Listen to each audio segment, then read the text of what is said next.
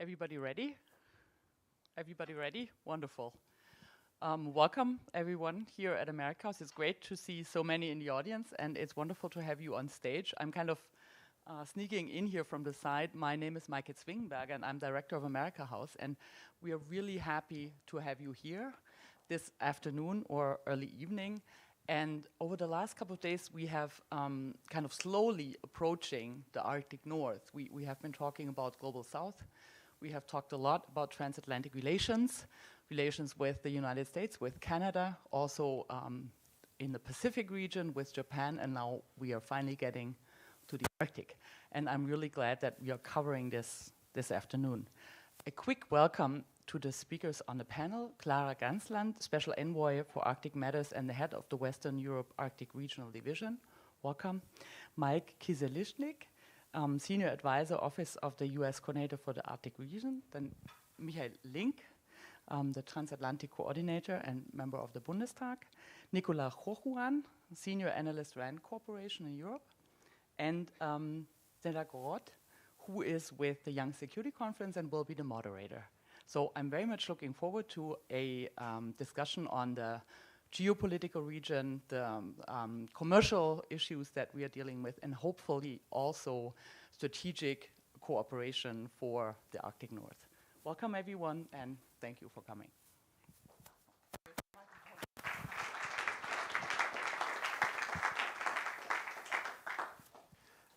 Ladies and gentlemen, good evening to everyone once again. Let me welcome you to this official MSC side event, Navigating Icy Waters, Mapping Transatlantic Strategies for the Arctic. I'm sincerely honored to see so many faces here in this room, and I hope there are even more people right now watching us online. My name is Stella Groth. I'm going to be today's moderator. I'm coming from the Young Security Conference team. As you may know, Young Security Conference is an organization trying to help young people to basically get in touch with security policies, international relations. We are also connecting young people with academia, policy experts, and or politicians. Beside that, I would like to also thank our partners, America House and Friedrich Neumann Stiftung. As most of you know, the Arctic has recently gained an important geopolitical significance when it comes to energy security, maritime security, environmental security, transportation, or geopolitical rivalry, as most of us usually forget, especially the Europeans. And to discuss all those important aspects, I'm happy to welcome all four distinguished speakers that came from around Europe and from the United States. First, let me introduce once again Clara Gansland, the Special Envoy for the Arctic Matters in the European Action Service. Clara, thank you for coming. Second speaker is Michael Link, who holds the Office of Coordinator for the Translating Intersocial Culture and Information Policy Cooperation at the Federal Foreign Office since 2022. Thank you for coming. Our third esteemed speaker is Mike Kizelichnik. Mike is one of two senior advisors, Office of the Ambassador at Large for Arctic Affairs. Thank you, Mike, coming from all the way from the United States.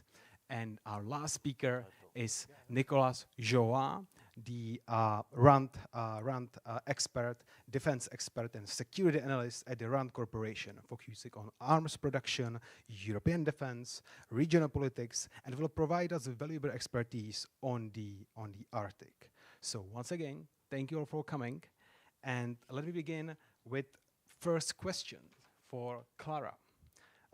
Clara, why do you think it's important to discuss security in the Arctic, and what strategy is the EU pursuing right now? Could you elaborate a bit on that? Thank you very much. And first of all, I feel very privileged to be invited to this panel, because this is a topic which is really close to my heart, and we really need to use every occasion to raise awareness and to speak about it. So thank you so much for putting us on this panel tonight. The European Union is in the Arctic. We have 3 member states that are Arctic states. the people of Arctic Finland and Northern Arctic Sweden are Arctic EU citizens, and they benefit from regional programs that the EU has. Through the European Economic Area, the EU rules apply to the EU 27 and also to Norway and Iceland. We have lots of EU businesses that would like to do business and work with and in the north. We have, as EU, a huge economic and environmental footprint, and we have a huge know-how and engagement in research. So you see there are many reasons why Arctic is very important to the EU. And we have both strategic and day-to-day interests, both in the European Arctic and in the wider Arctic. And we have a fundamental interest in multilateral cooperation. And all this we are basing on an EU Arctic policy, and it has been developed through the last 25 years, I would say. And the last one you can find in a policy document, which is called the Joint Communication on a Stronger EU Engagement for a Peaceful, Sustainable and Prosperous Arctic. And in a nutshell, this sets out that all our engagements should contribute towards a safe, stable, sustainable and prosperous Arctic. And our focus is on climate change, on safeguarding of the environment, on sustainable development, as well as international cooperation. Across these areas, we highlight the importance of science and research and innovation. Also indigenous peoples, security and safety, and a sustainable development. So it's really a comprehensive policy that covers many aspects of the Arctic. I apologize, I think I might have a bit of an issue with my microphone. Is it okay for you? Yeah, okay, fine. So I already mentioned climate change as the most comprehensive threat to the Arctic regions and the globe, as I see it. And the Arctic is the fastest warming region on Earth, with temperatures that increase 3 to 4 times faster than global average. And such changes will affect the Arctic and the rest of the planet through rising sea levels, changing weather patterns, impacts on flora and fauna, a higher incidence of extreme weather events, permafrost thawing, release of greenhouse gases, and various pathogens, and the list just goes on. So we say that EU's full engagement in Arctic matters is a geopolitical necessity. And our action must be based on values and principles, including the rule of law, human rights, sustainable development, gender equality and diversity and inclusion, and the support for rules-based multilateralism and the respect of international law. And I will come back to that. But stressing the importance of the United Nations Convention on the Law of the Sea, the UNCLOS. This is fundamental. So I will end now, but while the EU is contributing to the Arctic's stability and development, the primary responsibility for developments there and for the future lies with the Arctic states for their territories. Thank you. Thank you, Clara, for an excellent introductory speech. Mike, what about the United States? What strategy are the United States pursuing right now? Could you elaborate a bit on that? I think first it's important to recognize just how profound the changes are that are taking place in the Arctic, largely due to climate change, but also geostrategic reasons. Most acutely, Russia's aggression against Ukraine, but also the longer term trends we're seeing in terms of how the globe competes, states on the globe compete with each other. So that's presenting some opportunities, but also a good number of challenges. And it's really unique for the US for the first time, really enhancing the strategic importance of the Arctic. As you know, we are an Arctic state because of Alaska, which is much farther north than the other 48 or 49. So it's not something in the front and center of the American mind every day, but it's becoming more so. And so I guess I'd start on the the hard security. What the security issues that really face us are the obvious ones, right? Competitors in the region, Russia most namely, are enhancing their military and their civilian presence in the region. So as Russia expands its military footprint, increases the frequency and tempo of military exercises, that has implications for transatlantic community, for NATO, for allies and partners. We also have to keep in mind that the PRC seeks a greater influence in the region.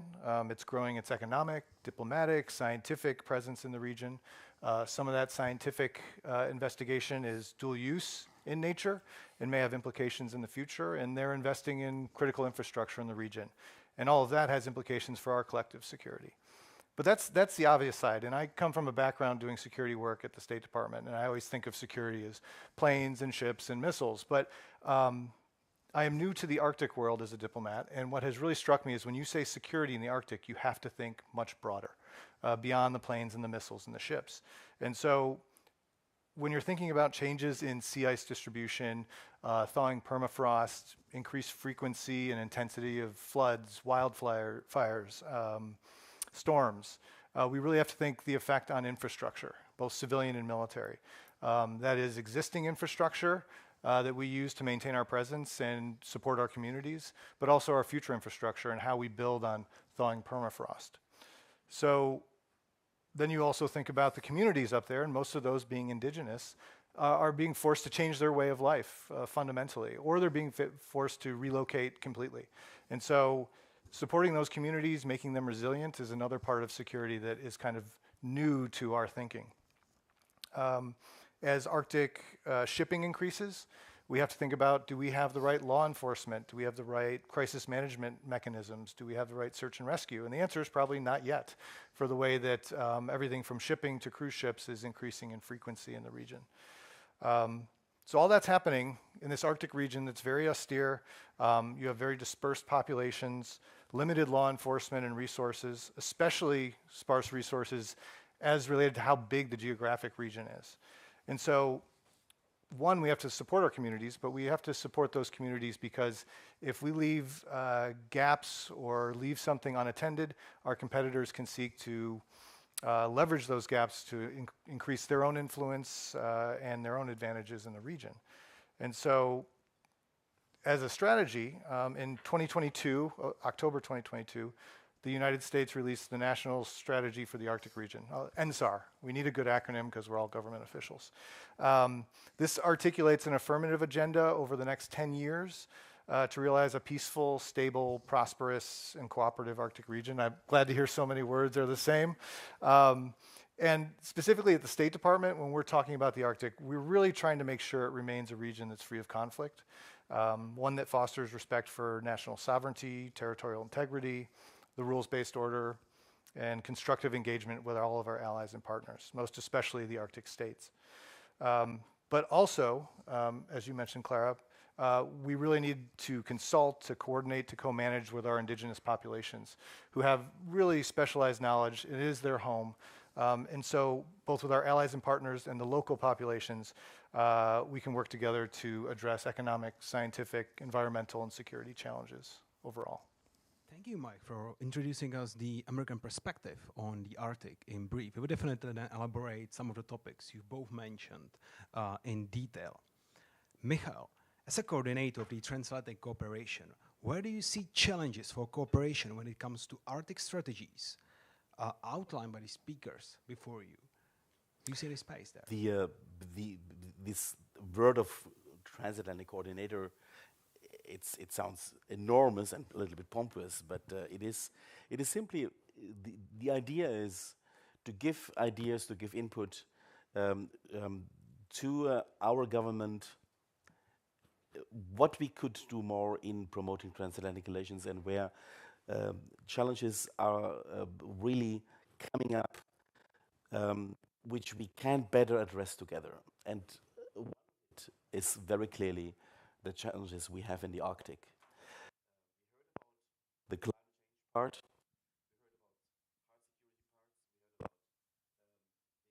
the issues of indigenous peoples. It had already been a little bit touched. I could add that we also need a lot of climate change adaptation in addition to all of that. So, but all of this brings us to a very, very hard also geostrategical truth in the end, that while we should try to keep the Arctic as conflict-free as possible, and naive, nobody is, we have to really clearly address that the interests of Russia and China there are not the same as ours, because they certainly see this region as a region which they don't want to preserve for mankind. They don't want to preserve it in the first way as we do, for example, as our Danish friends do, with all respect to people in Greenland, to Greenlanders. No, they see it as very clearly as a strategical game where they want to have and to assert their influence. Where we see China trying to plan alternative polar or circumpolar Silk Roads, where the Russians, in a very aggressive way, declare territories their territory. So that is a reality we have to face. So unfortunately, also the military aspect has to do with it. And given the sheer, you said it, the sheer dimension of the space, that it's nearly impossible to really control it militarily, we need really to join forces.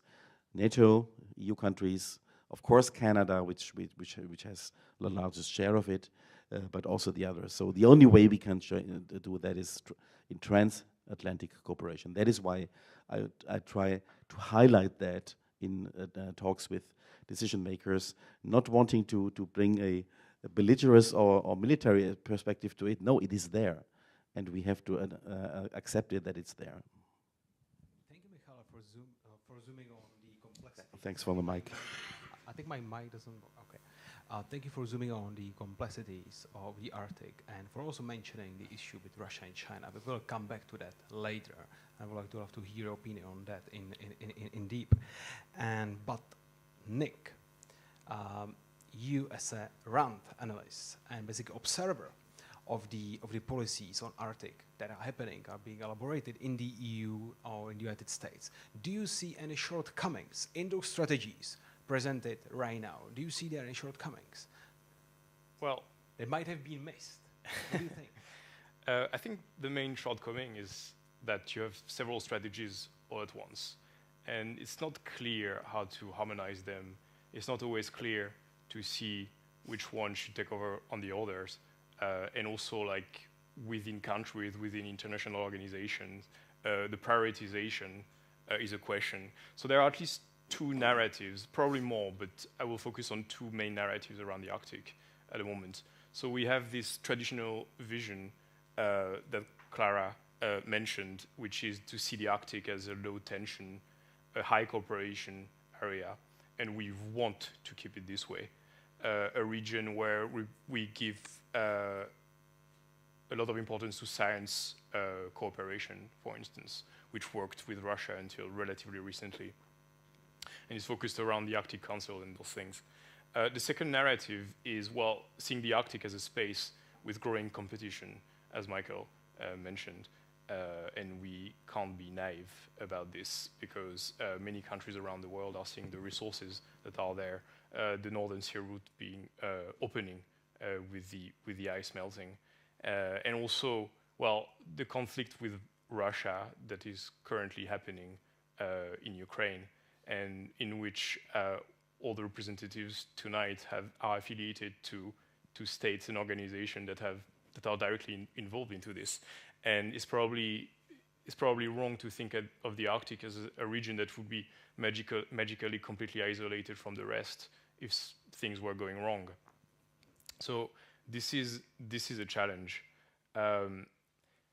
This is why I think there is a case to make the Arctic and the strategies around it, like to adopt a holistic approach about it, and to really see all those things as interconnected, including climate change. And definitely countries might have different perceptions, but also different agendas about it. Like, for instance, I'm not a scientific, like a climate scientist myself, but is it clear whether every single European Union countries will be exposed to the same consequences, depending on what happened in the Arctic for the climate and the melting of the ice. Would the US and the EU be exposed to the same things as well? So among allies, you already need to look at those things. Secondly, the Northern Sea route is both. I mean, it's also an opportunity. It is an opportunity for the EU because definitely, if the Northern Sea route is a thing, it's because the EU is at the end of it. Otherwise, we wouldn't even speak about it. So if ever the Northern Sea route becomes a thing, it will be a leverage for the EU as well. And finally, again, Russia, and looking at Russia as connected to those things and as a player we can't really do anything without. So now, and also another point that is dear to my heart is about the relation between the EU and countries that are not in the EU, but that are really central to Arctic policies, which are Norway and the UK. And again, I think cooperation is happening, but it's definitely something that the EU should probably look more at, and reversely, UK and Norway thinking a bit more about what to do about the Arctic in harmonization with the EU. And I think I said all those things because there is one last thing that I wanted to mention. It's a shortcoming to the extent that we are probably not mentioning it enough to make the case for more cooperation. Is besides the case of a like high intensity conflicts or serious disagreement with a player like Russia, for instance, in this region, you have all those lower level sub-threshold gray area sort of actions that could happen. And so, for instance, like subsea cables being threatened by actors that we can't really identify, pipelines, I mean, all those things we have seen them happening in the recent past. And you have territories like the Shetland Islands, Svalbard, that could be potentially exposed to those. And I think there is a case again to make of that we need to reinforce our situational awareness and the presence of assets in this area, not to escalate anything, but on the contrary, to be more certain that nothing nefarious is happening and to reinforce our ability to attribute any action that could happen there. This is a big shortcoming right now in terms of capabilities because if we are blind, there is an increased danger of things getting out of hands, basically. And I'm going to finish on this. Thank you, Nick, for basically elaborating on those strategies. You basically mentioned that there is missing the holistic approach is missing between Europe and the United States. You also basically mentioned climate as one of the basically critical thing we are experiencing right now in the moment. And therefore, I want to stick with the climate for a while. Clara, when it comes to the climate, can the European Union still develop some comprehensive strategies for the Arctic to counteract the climate change and guarantee security at the same time? Could you quickly elaborate on that? Yeah, thank you. And as I said in my opening remarks, we really see climate change as the most comprehensive threat to the Arctic and to the globe. And you ask if we can develop a comprehensive strategy, and I would say that yes, we are doing that because all our strategies, and here I just fully agree with those that say that we need a holistic approach, and I think that's exactly what we are doing because we are covering many different aspects. But within this, we are building on key EU policy initiatives, so including ocean governance, priorities for research and innovation, and our climate action. And here, just to say that, which you all know, that the European Union is a leader in the fight against climate and biodiversity crisis.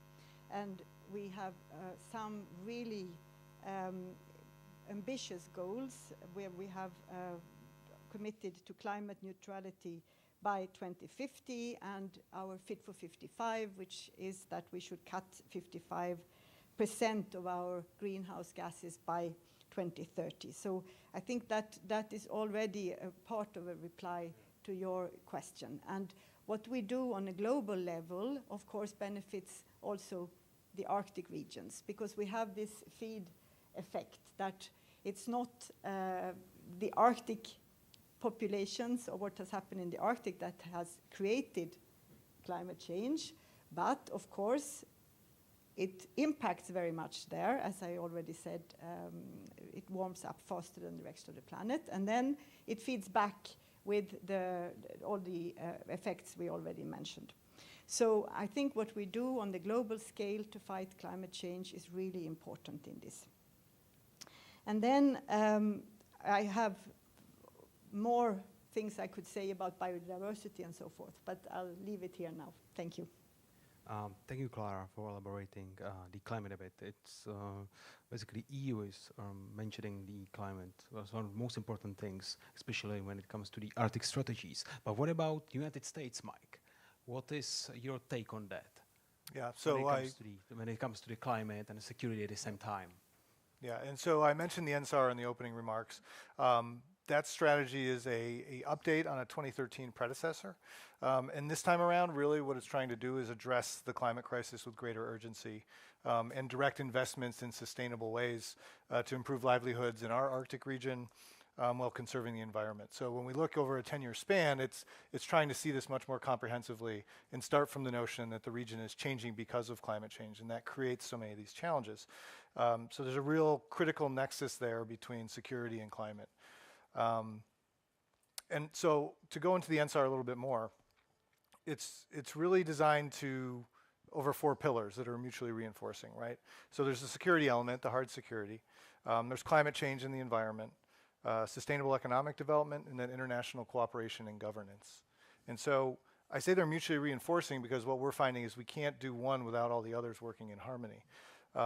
So if we're going to work on Paris Accord, on bringing down the emissions of shipping, which is, I think, the 8th largest. If it was a country, it's the 8th largest emitter in the world.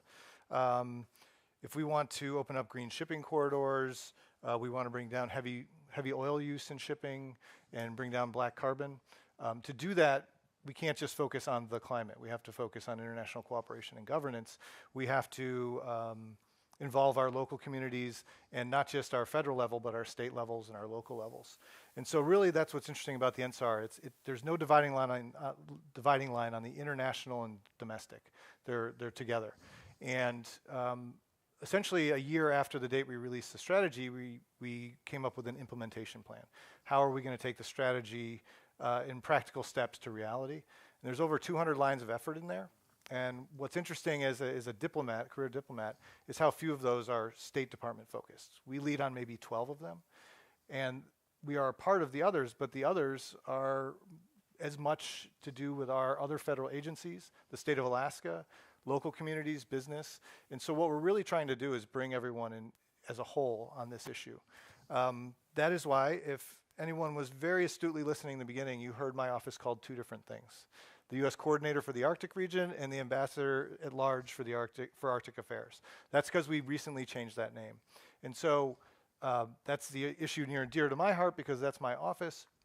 What we've done since 2015, when we first developed an Arctic office, which was really connected with our chairship of the Arctic Council 2015 to 17. So it had a very discrete function. Let's coordinate our work for those 2 years. Then we upped it to a U.S. Coordinator for the Arctic region. And then just in 2022, Secretary of State started this next office, which is an Ambassador at Large, which means it's Senate confirmed. It gives more authority to that official to work both internally at the State Department, internally within the U.S. government, and with the state of Alaska, with local communities, on how we actually implement this plan so we can actually tackle these issues that are outside the Arctic, but also affect the Arctic, and the Arctic issues that also reverberate back. And so we are waiting on Congress to confirm that nominee. In the meantime, our office is getting larger, building up its resources, and doing all the unglamorous work of making sure when that ambassador sets foot, we are ready to go and not starting from zero, maybe starting somewhere at 20 kilometers an hour instead of 0. So I guess I could stop there. I mean, there's a lot more we're doing in the Arctic, and I should mention our friends across the river at the Pentagon. There is a new Office of Arctic and Global Resilience. So I think that's telling that they put Arctic along with global resilience. Because of those threats the climate has on infrastructure, on communities, we have to think of them jointly. And now there is the Ted Stevens Center, which started in 2021. So this is one of the newest regional centers that the Pentagon has, and these centers basically there to build common perspective, share ideas on security challenges and how we approach these things that are changing very quickly in fundamental ways. So I think all those together is how the US is acknowledging it needs to think much more comprehensively, not as climate separately or the Arctic separately, but as kind of unified, and the solutions are going to come from a lot of different quarters. Well, it's really fascinating to see how the US bureaucracy is moving forward to the Arctic when it comes to the Department of State and Department of Defense, or trying. Just before I go to another question, in the beginning you mentioned that for the United States it's important to pursue security, development, and climate nexus. So basically you see those three aspects as mutually reinforcing. Those, as well as the international cooperation governance. Arctic Council is still the premier intergovernmental forum, so we want to do our work with the other Arctic states there. I'm asking, since the security development nexus, climate nexus, has gained recent importance, especially in Africa or around the world. So basically this is the same concept we are pursuing in the Arctic. Okay. And I guess I will say, it's not that State Department, the US government hasn't been working on these problem sets, but a lot of them have been working in isolation from each other. And so, as we say, herding cats, bringing everyone together, takes an office, takes somebody with authority to bring those together, and that's what our kind of next step is. Thank you, thank you. Michael, you mentioned a couple of times Russia, China. So could you elaborate a bit on how transatlantic community can better align its Arctic security and defense policies to face the actions of authoritarian regimes? What's your take on that? Well, we have I like the expression, our friends from across the river, when you talked about the Pentagon. We have lots of friends across the river. Absolutely, and so do we. But as of course you know, from the standpoint of military capacities, Germany is of course far away from being able to contribute to that in a significant way. Nevertheless, we see that freedom of navigation, be it in the Indian Ocean, be it in the Pacific, be it in the polar seas, is increasingly important. So when we do our planning, we very clearly think, okay, maybe we need to do more there, but we cannot do it alone, we need to do it in NATO. And that is why we hope very much that we say we are ready to ramp up our activities in the Arctic Council. We are only an observer, but nevertheless we are ready as Germany to very, very significantly ramp up our activities there, including also a reinforced presence for securing freedom of navigation, because that is what matters in the end very much. And also ramping up our activities inside the EU to do that. So whatever we can do, what EU and NATO can do, they should do it in a situation where Russia, really in territorial terms, is trying to claim additional regions, and China trying in other ways, at least when it comes to navigation, partially also to buy and purchasing infrastructure, trying to get influence. That is something we need to see. We are not against the fact that also others will use these passages one day, but it's about very much freedom of navigation, and it's certainly also about the security. Let me say it very clearly: the military security of either North America. When we speak with our Canadian friends, it plays a huge role, and they are totally aware that they have a long way to go still when it comes to their own naval capacities, and that the US is much more developed there. But let's look at the European side, on the gap between Spitsbergen and Norway, or Svalbard and Norway, and to the Greenland, Iceland, UK gap. These two critical navy gaps where we see very, very clearly increasing attempts from the Russian Navy to be in a control mode and to try, in case of a crisis, to get total control of that area using these two gaps. That clearly shows us we need to be also militarily more engaged, and that is why we participate in these new exercises there. And with time, also will invest more money in naval capacities and air force capacities in joint areas. Because not that we would like to have any conflict there, but it's very important to, let's say, to have enough deterrent capacity to say, signal to the Russian side very clearly there is no vacuum there. But if we leave a vacuum there, then the danger is that others will fill it, and they will certainly not use it in a way which is for free trade and freedom of navigation. Well, deterrence as a word we hear on a daily basis, given the current situation, right? Just basically, you mentioned the Russian territorial claims. You meant the claims about the continental shelf, right? The discussion. Yeah. Yeah, that's an important thing because there are some, the issue with the continental shelves, basically Russia is claiming when is the shelves finishing. If you remember, it was like 10 years ago when Russia put the flag down, or something 2007, 8, the Russian submarine. Yeah, and the deterrence, for the deterrence we need capacities, right? And that's what we're gonna talk in a couple of minutes, if we got the capacities. But before that, Nick, basically, based on what you heard, what strengths can the United States, European Union, or the UK specifically deploy when it comes to competition in the Arctic? And second question is, do you see there's maybe something or some domain was overlooked by the speakers? Do you see something else? Could you quickly elaborate on that, please? Thank you. I would like to start with the second part. Okay. And because I think things that were very interesting were just said about the lack of harmonization sometimes within governments and organization towards something like the Arctic. And the fact that you would have like different voices on the same issue, despite the fact that from the outside we tend to see governments as monolith publishing strategies and then going in this direction. It tends to not be really the case in practice. And yeah, like for instance, we noticed that the latest recent German national security strategy did not even mention the Arctic for some reasons. But don't feel too bad, Michael, because Germany is not the only one doing such kind of things. Like the UK, the UK in 2021 in its integrated review claimed to be the closest neighbor to the Arctic and wanted to do things. And in its refresh, in the refresh of the integrated review last year, just mentioned it probably once and really not in depth. So I think at the government level, there is probably something to do in terms of, yeah, the efforts that are being done in the US, for instance, to find like a common voice on those issues are super important, because otherwise you could be in a situation where the Ministry of Foreign Affairs is thinking a certain way, then you have the Ministry of Defense or Department of Defense who is not thinking of the Arctic the same way and is going its own way, and so on and so forth.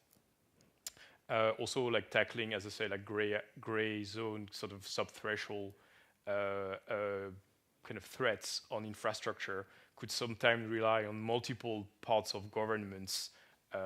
If you have like a Ministry for Infrastructure for whatever, that would have like on an ad hoc basis organized with the Ministry of Defense to face a potential threat. And this is, in terms of organization, this is really not optimal.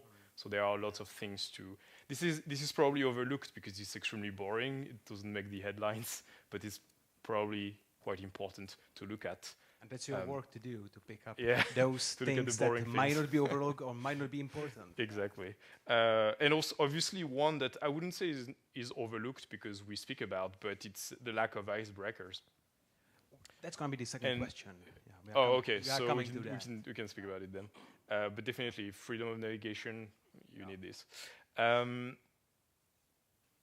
don't know if it's also going to be said for the next question, but Coast Guard assets also, because we need, if the Northern Sea route is becoming more used, increased traffic, you need search and rescue capabilities. And we desperately need international cooperation on all things, and it happens, but I think it needs to happen a bit more. Now, what are the positive signs? We can probably speak about satellite coverage that is like increasing and getting better in the Arctic, which is important to navigate there, and also for the local population, and also for the military if needed, obviously, because as we said earlier, it's still in a very austere region, as Mike said, where it's even if the ice is melting, it's still extremely hard to navigate. Okay, so in your opinion, so far there are not enough satellites covering the region? Well, it's more because you need certain kind of satellites that are like regularly over the region itself. Okay. So it's like Understand. I'm going to be out of my depth quickly if we speak about this, but that's the gist of it. Yes, and the second thing I wanted to say then is there is something that is slightly overlooked but could be very interesting in the future, is that India also wants to play a role in the Arctic and actually has teams of, so for science mostly, because there's a team of researchers already there and they are interested for different reasons to be there. It's interesting to see that all the major powers, especially the powers of tomorrow, are turning their gaze, because we spoke about China obviously already, in this region. So something to look at.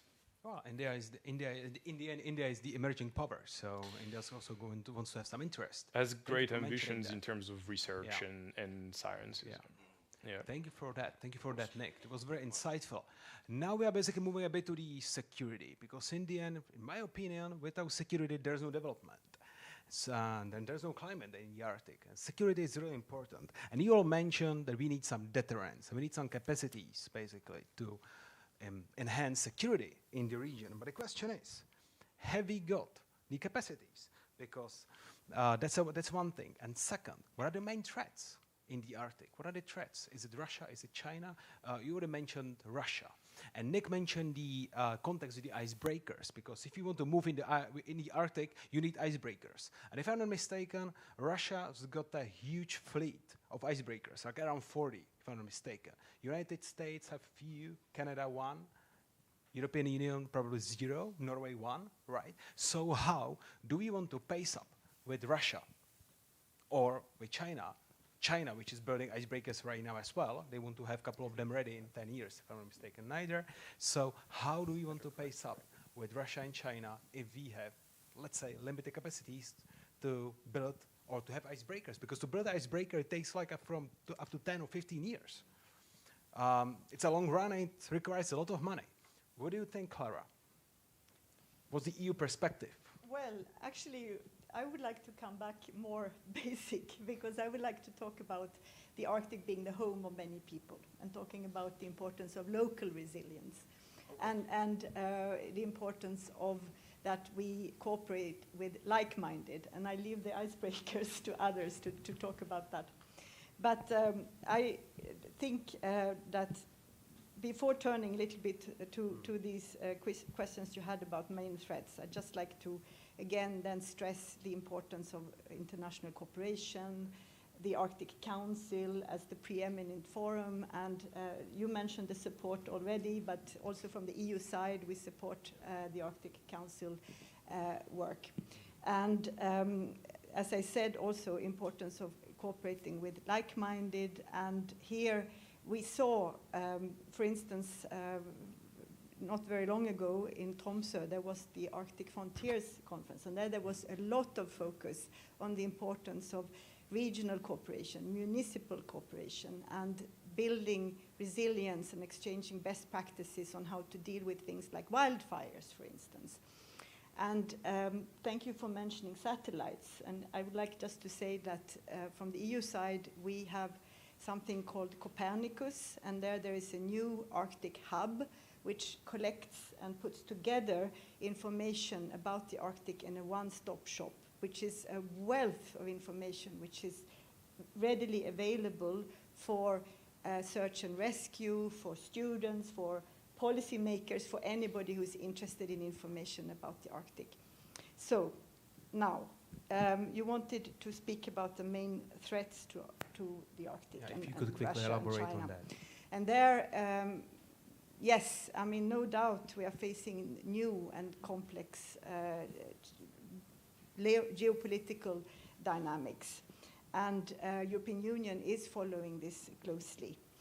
But as we have been touching upon now a lot, the Arctic security touches on different angles. So it encompasses this environmental, economic, and political military elements.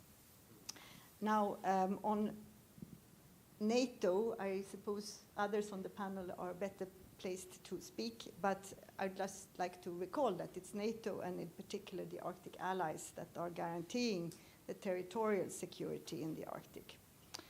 And from my side, I would like to stress the framework of international law, which is in place. It was mentioned here that this might be put in doubt, if I understand correctly, other speakers. But I would like to say, no, I think it's actually in place. And we have the UN Convention on the Law of the Sea, the UNCLOS, at its core.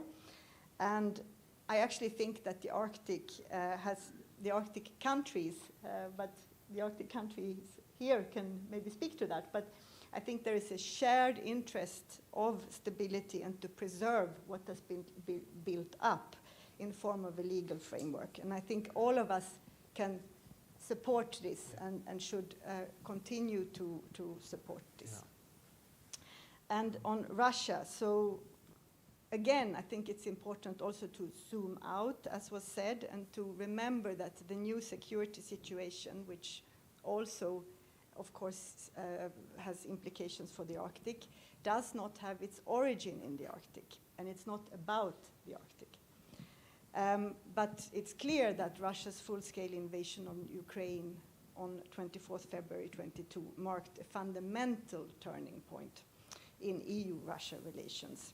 And Russia's war was a blatant violation of international law, including the UN Charter, and it goes against our objective to strengthen the multilateral rules-based order. So this, of course, has changed a lot of the work in the Arctic. Thank you, Clara. Mike, what's your take on that when it comes to the stability and security in the Arctic? Could you quickly elaborate on that?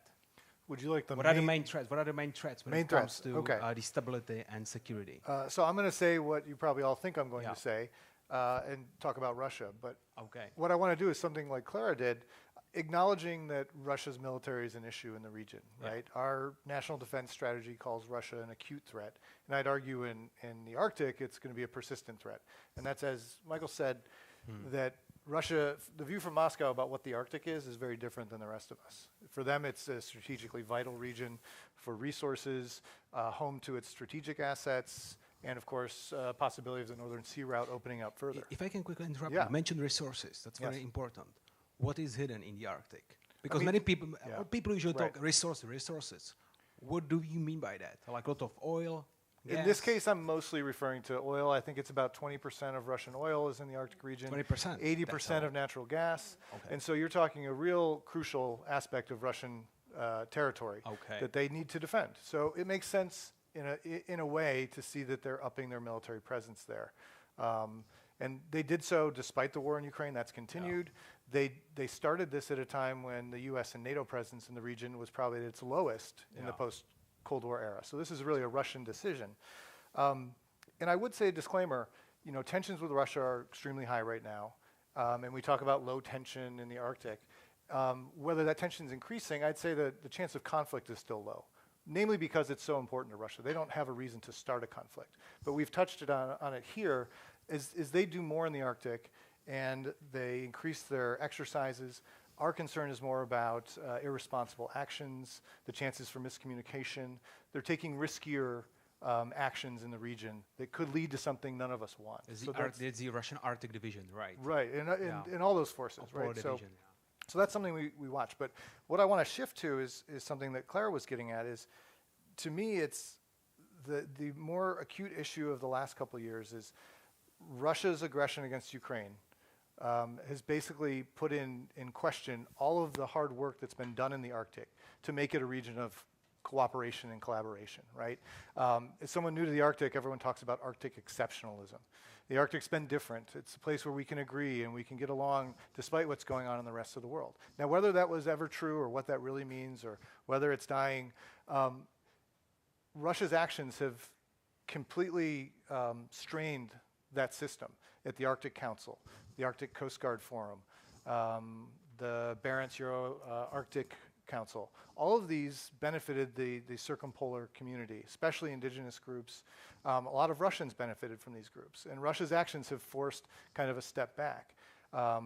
So that's kind of a risk beyond the military. We hear about in the news, you know, the icebreaker gap and capabilities, but beyond counting ships and airplanes, the region's fundamentally changing in a negative way, because if we're going to tackle these comprehensive challenges, we need to be able to talk, and if that can't happen in the Arctic, it's going to be increasingly difficult to deal with these much wider challenges beyond ships and planes. So I'd be remiss if I didn't say, you know, the United States still supports the Arctic Council and all the work, and really have to commend Norway for its chairship of the Arctic Council, because that body essentially came to a standstill after Russia's invasion of Ukraine. And when the Norwegians took over as chair, they found a way to continue the work of the council without going to business as usual with Russia. And that's going to be a tricky balance to play in the years going forward. But that's where I say security, you know, the whole region has changed in a negative way. That I think is going to create more challenges. Okay, so the future is not very much bright. Michal, what's your take on that when it comes to the main threats? Can you quickly elaborate on that? Main threats to the stability. What's your opinion? Beginning with the resources, I would say we all try to reduce our dependence from extractive industries. So we hope, as we decarbonize, that we will be less and less dependent on natural gas and oil resources from the Arctic, and I think it would be a good thing to have a step-by-step more agreement that we are very, very, very reluctant when it comes to extractive industries there. But that is exactly not the Russian approach. So that is, this conflict is there. When it comes to critical minerals, okay, there we are also interested, but that's my personal opinion. I think we should also be very careful to do that in the Arctic. There are better places to do that when it comes to critical minerals. But this is certainly one of the threats. If you want to keep it also for future generations, then that is certainly one of the areas where we have a clash of how we treat resources there. And a very important aspect is of course also self-determination of the First Nations, native people, however you would like to call it. Careful, that is a very, very dangerous territory, because from country to country the denominations also in English are very, very different. But when you speak about Greenland, for example, about the population, about their aspiration to independence, it's very, very important to take it very serious, but at the same time also to think about, okay, how, while taking it serious, if they would like to become independent from Denmark, how nevertheless this huge territory can be kept stable and not to be open to an influence which would come from a place like, like say Russia or whatever. So, but we cannot solve that by imposing our will, only by respectful talking and really having a conversation with the people there about their future, which takes their interests serious, which does that, also this security discussion with a lot of respect for their aspirations. But I think, by the way, the new King of Denmark has a fantastic touch of exactly doing that. And that will play, you will see, a huge role in Greenland, how he personally, with his very personal skills, is addressing that. But this is something which I would like very much also to bring in this human factor. And there again, compare how the human factor is being treated in Finland, Norway, Sweden, all around the polar, and then how the Russians do that.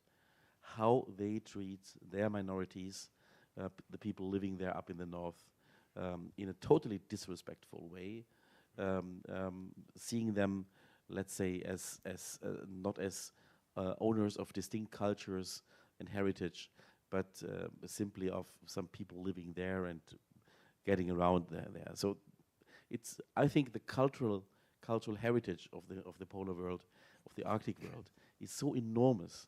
It would be it's really important to keep it alive, even as it maybe also sometimes in figures also very small populations, but they are already disappearing as we speak, especially in the Russian part. Thank you for mentioning the human factor, which is a factor we very often forget. When we talk about Arctic, we usually talk about the energy, security, geopolitics, but very often we forget that there are also people living. Thank you for mentioning that. Nick, what's your take on that? If you could quickly elaborate on that. What are the main threats in your opinion? The main threat is the lack of clarity. I think the lack of, as I mentioned, attribution earlier, kind of sub-threshold threat, lack of situational awareness. The Arctic will soon become 7 of the Arctic 8 will soon become NATO countries.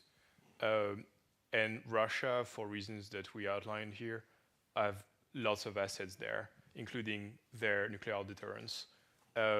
And we can't really afford to just not pay attention to this, or just to consider like we're going to muddle through.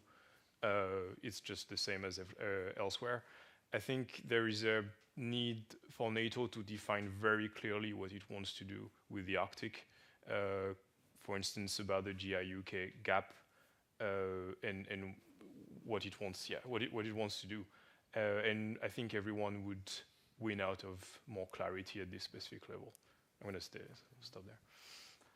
Thank you, Nick. Clarity. Another thing that was missing. It's true that sometimes Europeans or Americans are not understand each other in some way. So when they try to translate their interests into practice. Thank you for mentioning that. To conclude our discussion, I'd like to pose a bit of a reflective question. Considering the insights shared today, what actionable steps should be prioritized to ensure sustainable security and cooperation in the Arctic region moving forward?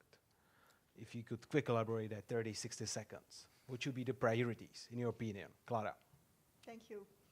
Well, again, I will say that it's to continue to work on the commitments that we have set in the Paris Agreement.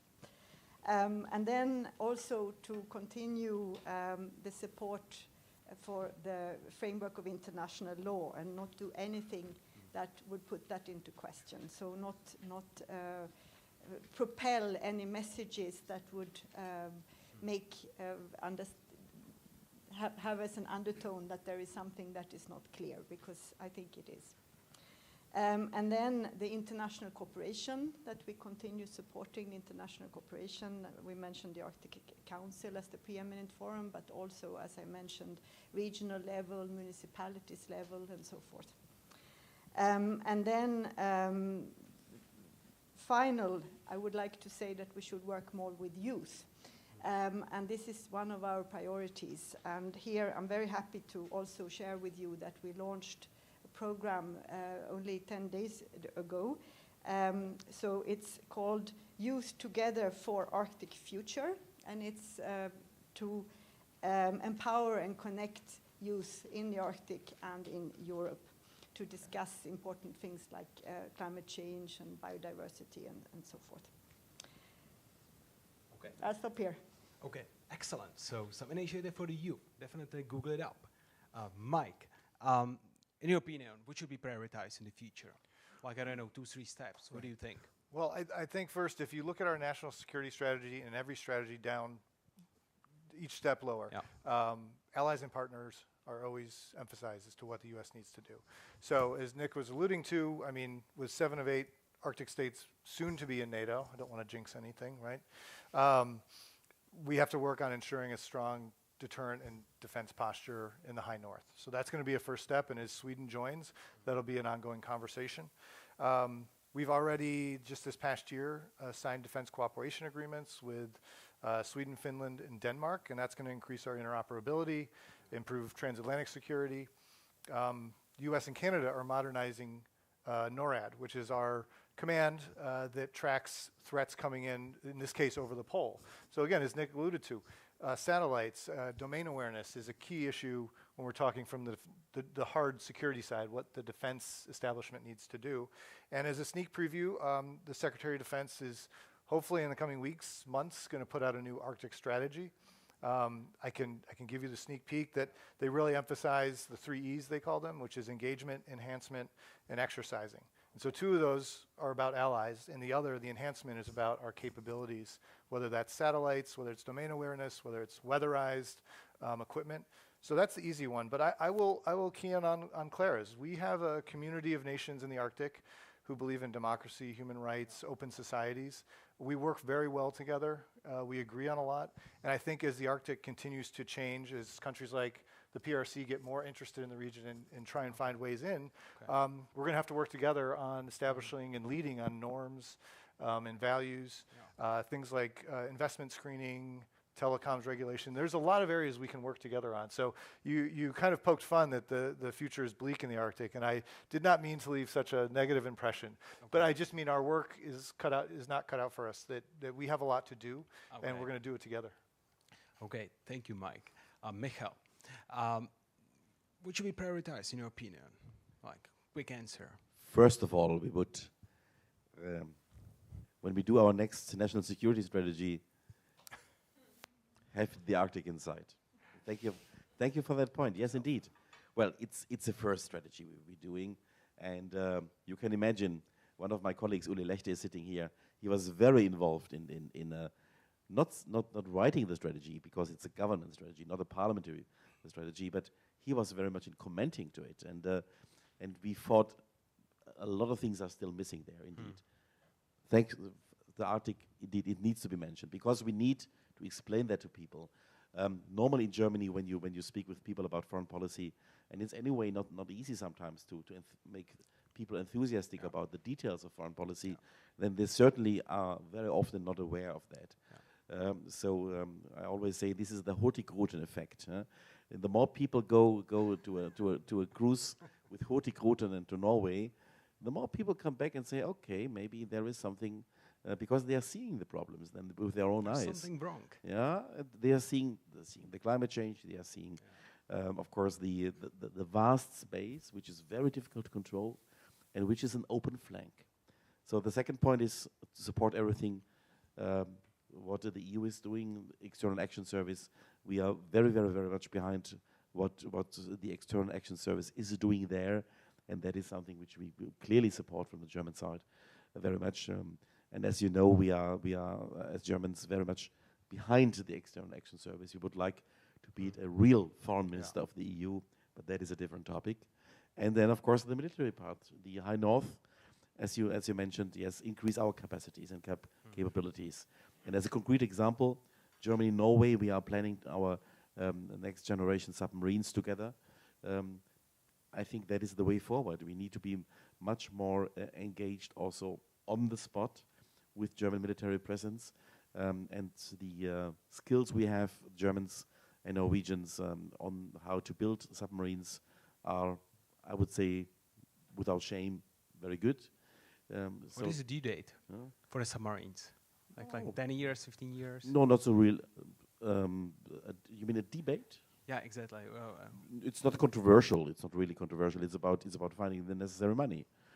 That is because it's very expensive, but we need certainly more satellites, more submarines.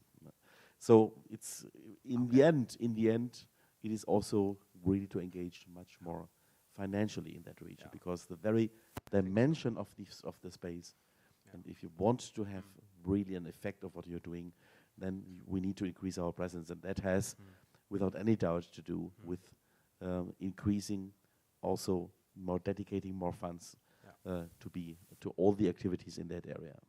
Thank you, Michael. Nick, quickly, could you very quickly elaborate on that? What should be prioritized, in your opinion, when it comes to the Arctic? I'm in a very comfortable position to not have to negotiate that by myself, but finding agreements on, like resource extractions, fishing, those things for the environment up in the High North between the countries involved, not only the Arctic 8, but also all the countries that could potentially be involved into this, and it includes China, Germany, France, the UK, and many others. And then at a more operational level, well, just repeating what has been said, like investing where it needs to give ourselves the ability to operate there properly and to have a proper awareness. It's not only about countering all the states or like kind of like hybrid threats. It's also literally like to prevent people to fish there if it's above a certain quota, if it's decided one day. Like if you have no assets somewhere, how can you make a rule respected? So yeah. Thank you. Before we get to the Q&A session, I believe that all of our speakers deserve a huge applause. Thank you for your answers. And also before we get to the Q&A session, I would like to thank Michael Link for coming. We have to leave early. Thank you. Thank you, Mr. Link. Thank you for coming. It's been a pleasure, and I hope to see you here next year as well. Thank you. Unfortunately, I have to run back to the other place. Thank you. It's been a pleasure. Don't take the microphone. Thank you. Pleasure. They're going to help you. Please be in touch. Ben? We have 10 minutes? All right. Thank you so much. Thank you. Yeah, sure. Thank you. I will be in touch. No, that's fine.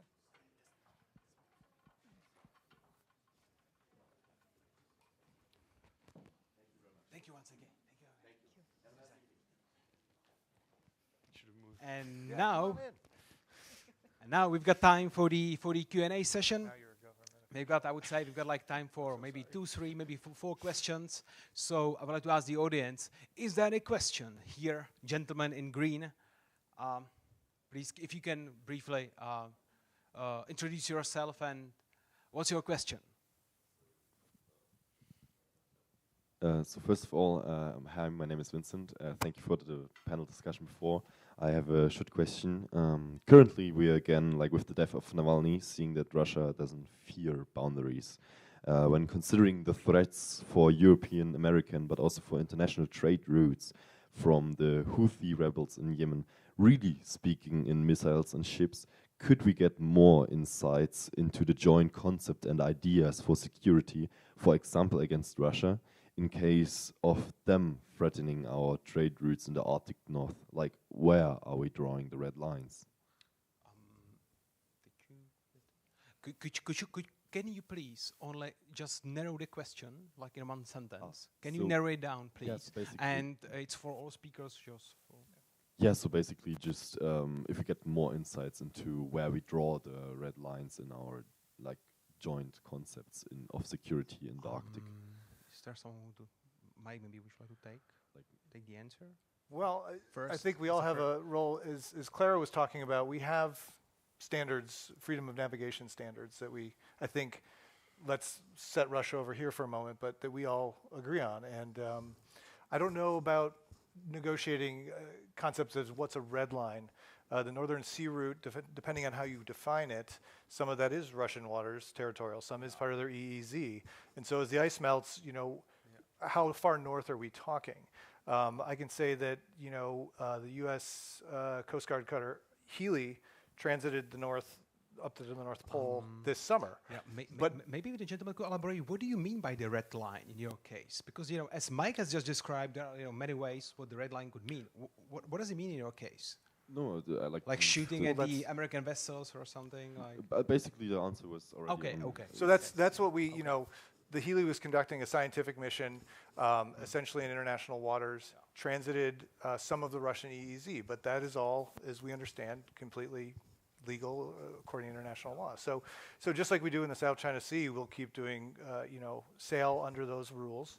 And I think generally we agree, but I mean, you are correct. What is happening in the Arctic and Russia being more aggressive, riskier activities that affect our I'm looking like my German colleague is still here as a government official, in terms of our fishing fleets that are put under threat by Russian tests or exercises, Even the joint Russian activities near Alaska, the Aleutian Islands, has affected in our EEZ, have affected our ships, our people's ships. So that's something we're keeping an eye on. But I don't know if there's a red line, but we'll keep sailing, freedom of navigation is a key tenet for the U.S. and I think for allies and partners, and showing that we can sail where we are allowed to sail. But Okay, thank you. Clara, what do you think?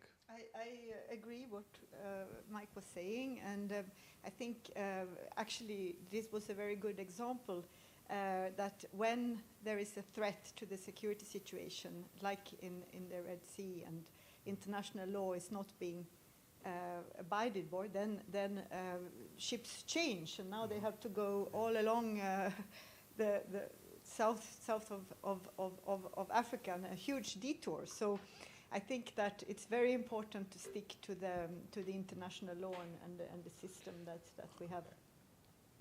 Is it worth mentioning also that from a Russian perspective, I mean, it's not really in their interest to make it too difficult to use the Northern Sea route, as they are trying to sell it as an alternative, right, to the usual one through the Suez Canal, and because for them the idea would be to develop this route in order to, like, for economic activities, So I think we have to believe that as well. Otherwise, it doesn't really make any sense, all that fuss around the Northern Sea route.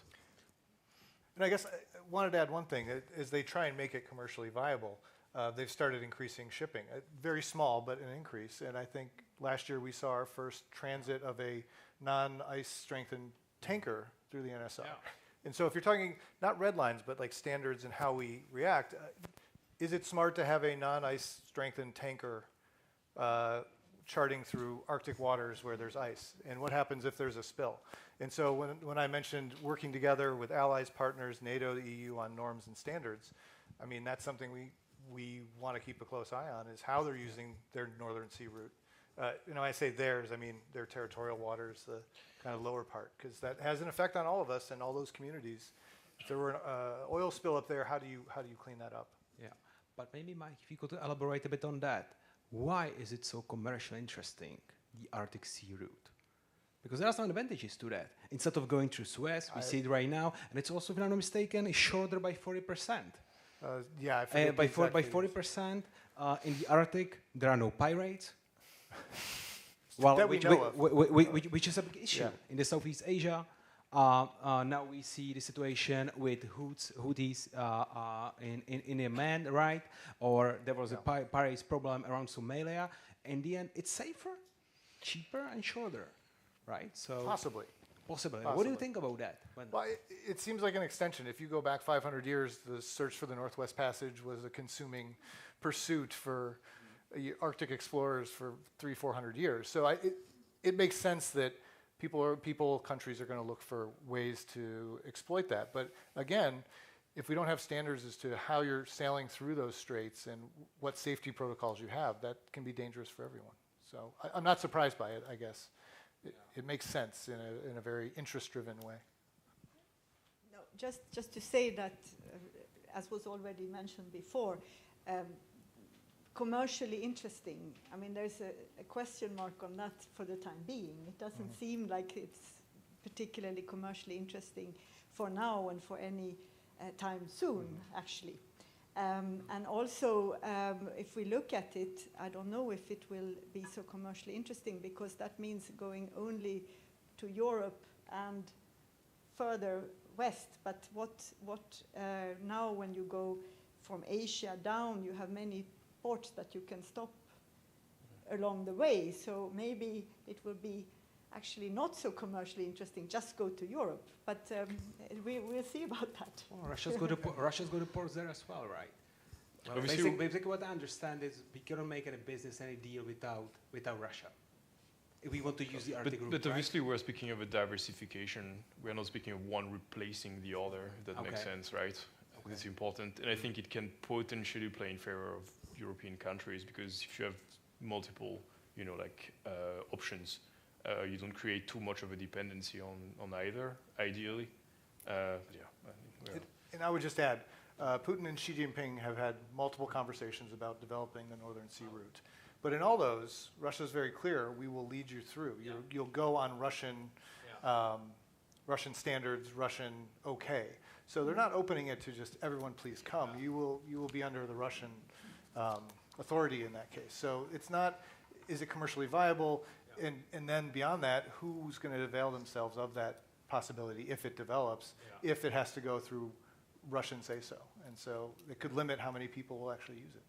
Yeah, thank you for elaborating for this context, because a lot of people have been talking for years right now about, is it commercially interesting or not? Thank you for your opinions. Is there any more, are there any more questions? So, gentleman here, invite shirt first.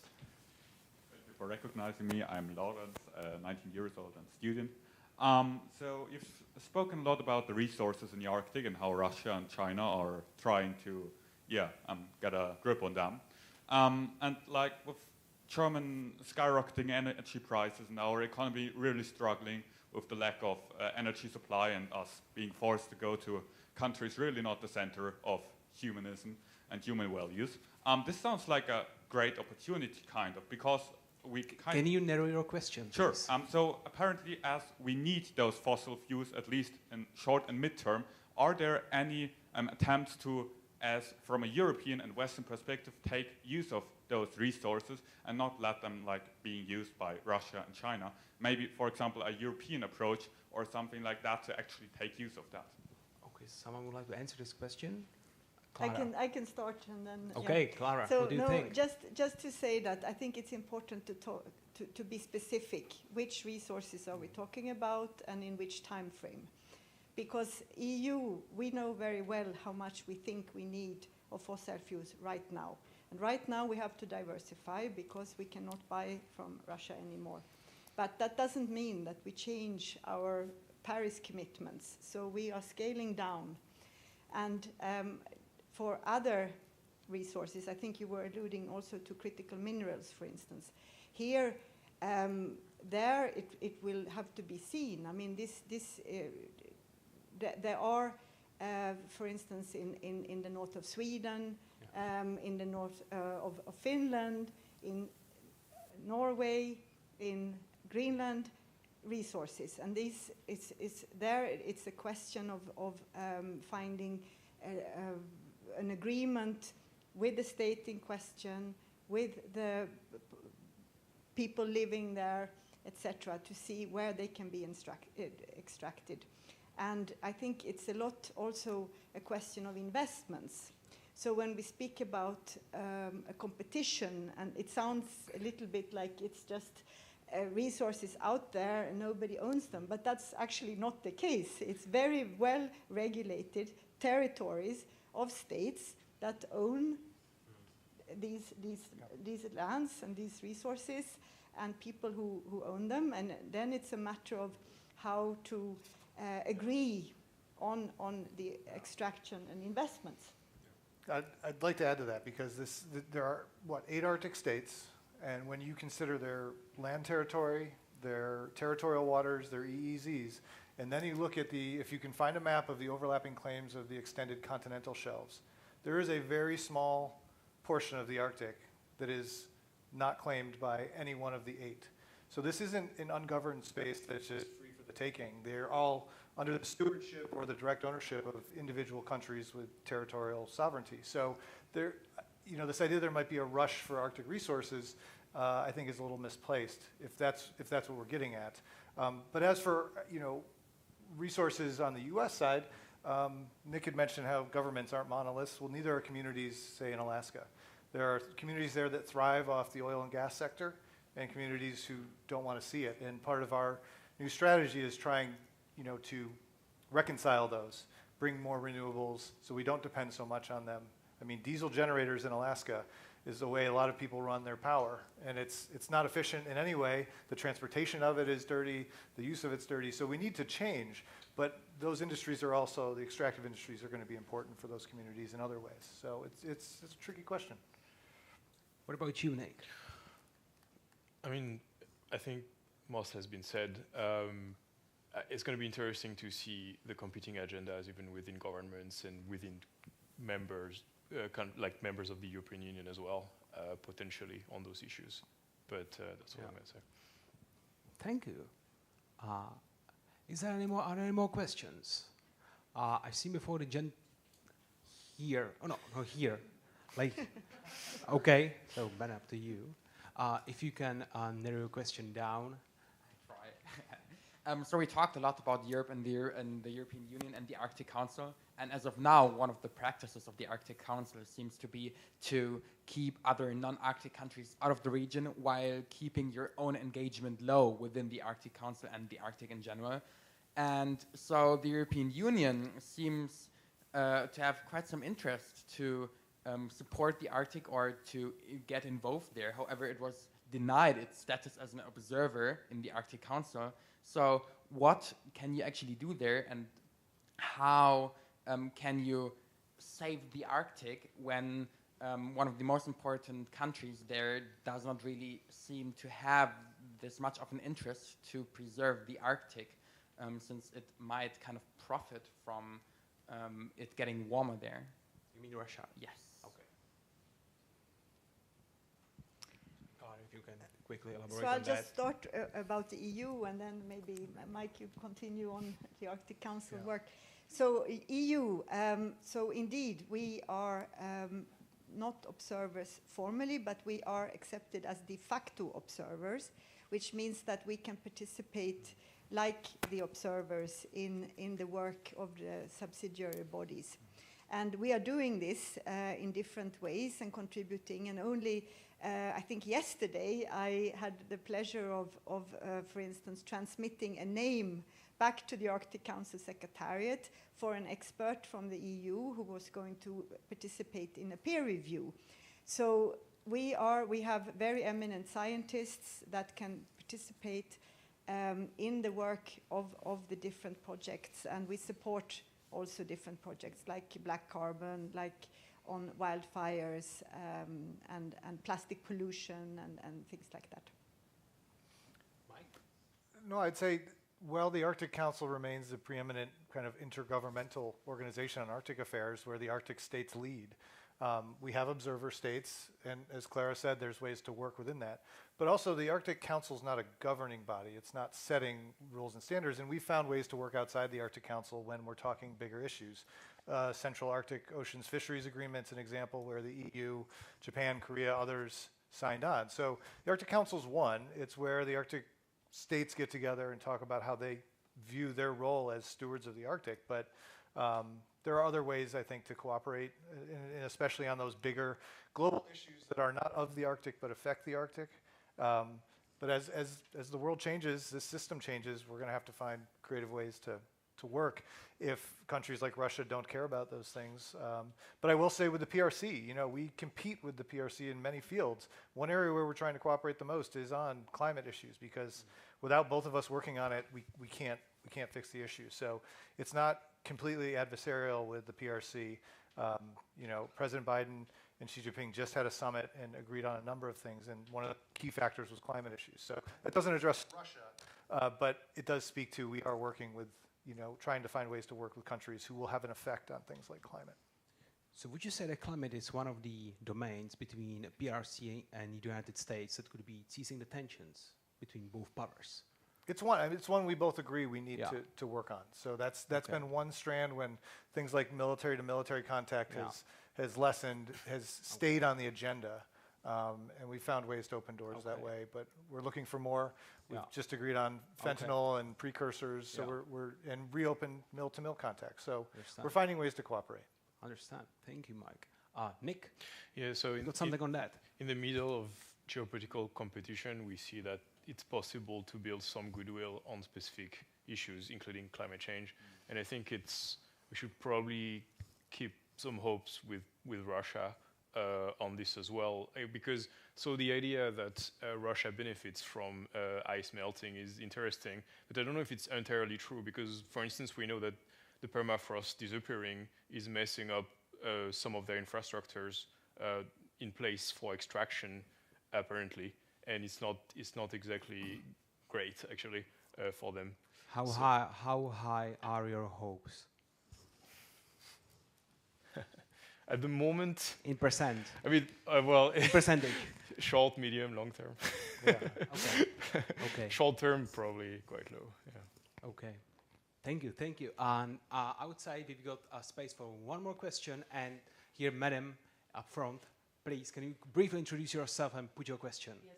I'm Walburga Lerchenfeld. I'm Vice President of EPP Women.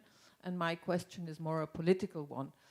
Is there enough awareness in the European Union that what was mentioned by Mr. Flink, the change in Greenland, the strive for independence, of course, with Greenland being especially affected by the melting of the ice, excavation, access to minerals, to rare earths, Greenland is really turning into a kind of jewel in that area. And the influence, at least that's what I've heard from politicians from Iceland, for example, from Russia, to support the strive for independence, but not because they like independent countries, but because to get Greenland away from Europe. And if Greenland splits from Denmark, it will not be in the European Union anymore. So I'm not quite sure. I'm very happy for that panel because that subject is not tackled with a lot, and I would like to hear your opinion on that. Okay. Maybe. So, Clara, would you like to begin? Well, I can start. So just to recall that there is a very long-standing cooperation between the European Union and Greenland. And since many years, we are working closely with Greenland. And Greenland is what we call an OCT, so an overseas country and territory. And EU and Greenland are cooperating, and we have a fisheries agreement since a long time. We have, for instance, also support to the education sector in Greenland, and more recently now support for green growth in Greenland. And Greenland has, as was mentioned, of course, a lot of minerals and hydropower and all kinds of goodies like fish. So a lot of wealth, and I think Greenland is very interested in diversifying its economy and actually asking and inviting US, EU to come and invest and to participate in this diversification and development of the economy. So I think we are quite well on way, and there are talks, for instance, on how to work on. We have a strategic partnership on strategic raw materials that was signed recently, and so forth. So there's a lot of things going on where we can work together. I'd quickly add, because I didn't get a chance to mention it, they often say in the Arctic presence is influence. One of the two places that we've opened or reopened diplomatic facilities is in Greenland, in Nuuk, in 2020. And we just opened our first diplomatic post in the Arctic Circle in Tromsø, Norway, just back in October. And I mention it because Greenland, as you imply, if that drive for independence is opening doors for others to influence, the best way we can make ties with Greenland is people to people. And so we have a presence there now. We work a lot on subnational issues, health, investment, and kind of encouraging that cross-talk, cross-investment. And so certainly take your point, and that's why we want to be there. Certainly. And I should also mention that the European Union is also going to open soon an office in Nuuk, Greenland. In Greenland. Yeah. Nick, what's your take on that? I think. Do you have an office in Greenland? Not yet. What's your question? Do you have an office? I think what the US and the EU are doing with Greenland is the best that they can do, honestly, because ultimately, if a country wants to become independent via legal means, what can you do? And then relations with Russia, China. I mean, it's totally fair play to do business with anyone. From a security perspective, obviously, it could potentially become a weak link in the GI-UK gap, obviously. That's the thing we would think of. But what I see from the US and the EU in Greenland, yeah, no one is just waiting, doing nothing. Okay, Nick, thank you for your insightful conclusion. The event has come to its end. I would like to thank all of you for coming here. It's been a pleasure to host you. I will also thank all those watching us online. And mostly I would like to thank all our speakers, esteemed speakers that came all the way here to discuss Arctic here with us in Munich. I'm sincerely thank you for coming here. Clara Gansland, European External Action Service, thank you for coming. Mike Salichnik, Department of State, Arctic Office, thank you for coming all the way from the United States. And Nicolas Joa from RAND London, thank you for coming here. And last thing I wanted to mention, Young Security Conference is having a conference in May named The Two Faces of the EU. If you would like to know what's hidden behind this name, feel free to come. You are more than welcome to show up. You can also see Young Security Conference events online on LinkedIn, Twitter, Facebook, and Instagram. In the case of any question, do not hesitate to email us. Once again, thank you all for coming, and thank you for showing us in Munich. Have a good evening.